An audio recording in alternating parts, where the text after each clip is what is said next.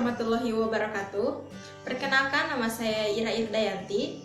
Saya kelas 11 Perbankan dan Keuangan Mikro. Saya murid di SMK Negeri Karangjaya. Video ini saya buat untuk memenuhi tugas komputer akuntansi tentang perbedaan perusahaan dagang, jasa, dan manufaktur. Tahukah kamu apa perbedaan antara perusahaan dagang, perusahaan jasa, dan manufaktur? Tonton video ini sampai habis ya.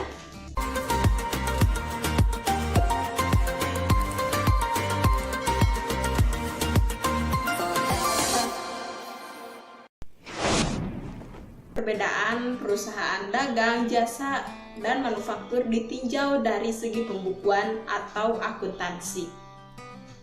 Jika kita lihat, siklus akuntansi perusahaan dagang, jasa, dan manufaktur hampir sama. Yang membedakan hanyalah akun-akun yang terdapat di dalamnya. Perbedaannya diantaranya, di dalam perusahaan dagang dan perusahaan jasa tidak terdapat biaya bahan baku, sedangkan di dalam perusahaan manufaktur terdapat biaya bahan baku. Mengapa? Karena di dalam perusahaan jasa dan perusahaan dagang tidak membuat produk. Dalam perusahaan dagang hanya menjual kembali produk yang sudah dibuat produsen dan dijual kembali kepada konsumen. Sedangkan di dalam perusahaan jasa sudah pasti tidak ada produk. Nah, sedangkan di dalam perusahaan manufaktur ada yang namanya biaya bahan baku karena ditinjau dari kegiatan usahanya.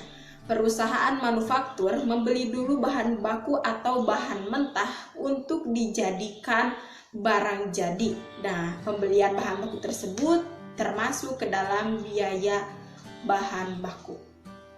Lalu dari segi harga, di dalam perusahaan manufaktur ada harga pokok penjualan, sama halnya dengan perusahaan dagang. Sedangkan di dalam perusahaan jasa tidak ada harga pokok penjualan. Kenapa? Ya karena itu dia yang dijual oleh perusahaan jasa bukan berupa produk. Jadi jika perusahaan dagang dan perusahaan jasa pasti ada modal awal atau pembelian dan akan dijual lebih dari pembelian tersebut untuk mendapatkan laba. Ada kasus pertanyaan seperti ini. Contoh bengkel. Ada yang bertanya, katanya bengkel adalah salah satu perusahaan jasa. Kenapa ada yang menjual seperti oli motor, sabun cuci motor? Itu kan termasuk perusahaan dagang? Jawabannya tidak. Bengkel tetap menjadi perusahaan jasa dan penjualan alat-alat lain seperti sabun cuci motor itu termasuk sampingan. Nah, itu termasuk ke dalam pendapatan lain-lain.